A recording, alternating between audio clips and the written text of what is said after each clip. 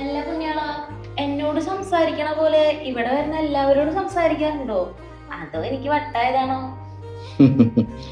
കൊച്ചേ, ഞാൻ അങ്ങനെ ആരോടും സംസാരിക്കാറില്ല.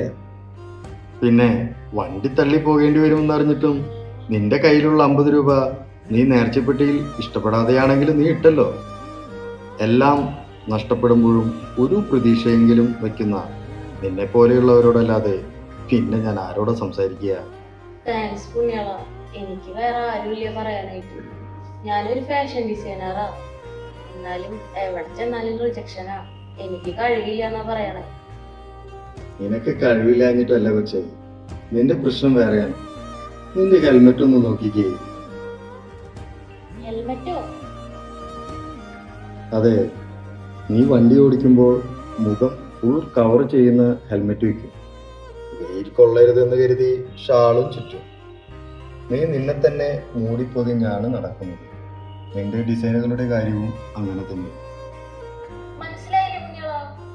നിന്റെ ബാഗിലിരിക്കുന്ന ആ ഡിസൈനുകൾ നീ ആ ഫയലിൽ ഭദ്രമായി അടക്കി വെച്ചിരിക്കുകയാണ്. അത് ചുമ്മാ ഫയലിൽ ഇരുന്നാൽ ആരെങ്കിലും കാണുമോ? ഇല്ല. അതാണ് നീ ചെയ്യുന്ന തെറ്റ്. നീ ഒതുങ്ങിയിരിക്കുകയാണ്. നിന്റെ ഡിസൈനുകൾ നീ തന്നെ ലോകത്തെ കാണിക്കണം.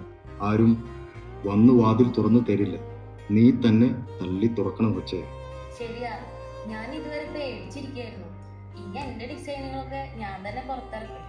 എന്നെ സഹായിക്കണേ പുണ്യാളാ. പക്ഷെ പുണ്യാളാ, ധൈര്യമൊക്കെ കിട്ടി. ഇനി വീട്ടിലെത്തണ്ടേ? വണ്ടിയിലാണെങ്കിൽ പെട്രോളും ഇല്ല.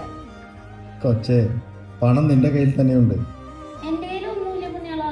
എന്റെ കയ്യിലുണ്ടായിരുന്ന പൈസയില്ല ഞാൻ അവിടെ ഇട്ടത്. നിന്റെ ബാഗിൽ ഒരു പഴയ സ്കെച്ച് ബുക്ക് കിടപ്പില്ലേ? നീ ഡിസൈനിങ് പഠിക്കാൻ പോയപ്പോൾ ആദ്യം വാങ്ങിയ ബുക്ക്. ആ ഉണ്ട്. അതൊന്ന് എടുത്തു നോക്ക്.